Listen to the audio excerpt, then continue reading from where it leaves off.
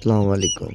দিনাজপুর সদরের মধ্যে কারো কোয়েল পাখির 0 বাচ্চা এবং 10 দিনের বাচ্চা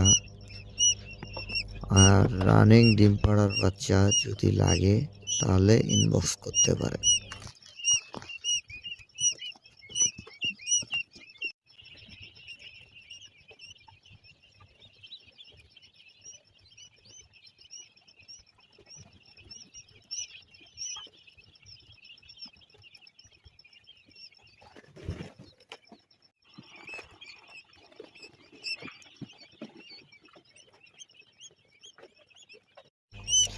আসসালামু আলাইকুম।